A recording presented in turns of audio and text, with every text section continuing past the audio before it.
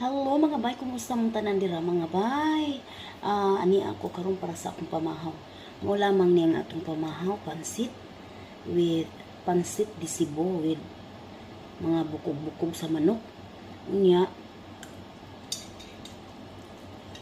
di ay kape.